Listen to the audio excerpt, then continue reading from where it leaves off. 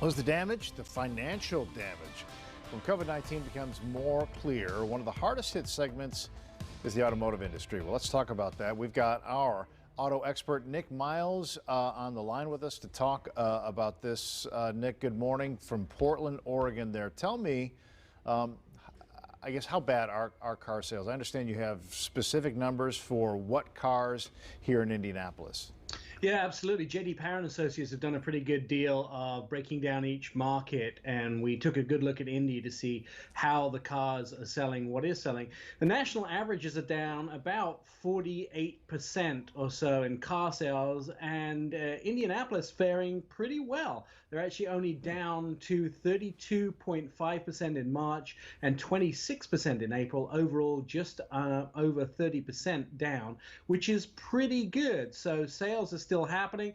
You want to know which vehicles are selling really well in Indianapolis? Of course, it's along the national trend of actually having trucks and SUVs selling well. Number one seller is the Chevy Equinox, followed by the Silverado 1500. So people who are buying trucks and SUVs. Big vehicles for owners who know that gas prices are, like at an all-time low in our generation. So that sort of makes sense here. What new vehicle styles are really popular for those who are still driving, sedans? So the only sedan that made the blip in Indianapolis was the Honda Civic, which is interesting enough. It's a small compact car that tends to be for people who are getting into the car industry, or getting their first car. One of the things that I noticed, though, which really quite incredible, was there's only one car in the whole of the United States that's actually increased in sales, and that is the Hyundai Tucson.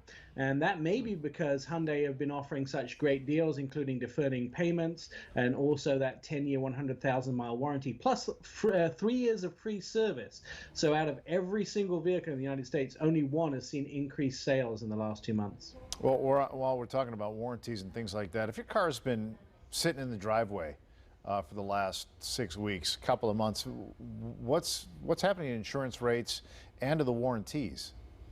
Well, so Kia have actually extended their warranties. If your warranty was going to expire in the next few weeks, they've extended it right the way into June, which is kind of like June 30th. So if you have warranty work that needs to be done or you need to get service done, they're making sure that you can get into the dealerships and do that. Other car companies looking at that. VW is considering extending their warranties because your car's been sitting in the driveway.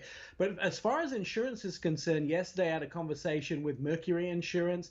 They're actually refunding 15% of the premiums that are paid to people, to customers during April and May, and that equates to about $65 million. And so they're making sure that if you've paid for insurance and you haven't been driving, they're giving you rebates. If you haven't got a rebate from your insurance company, pick up the phone or go to the website, just check it out, because rebates may be coming your way for some of those insurance premiums that you've paid. Yeah, a rebate would be nice right now if we haven't got it. Nick Miles, always great to chat with you. Thanks for your thoughts, and we'll see you next time. Thanks, Ray. Okay, 9:25, Ange.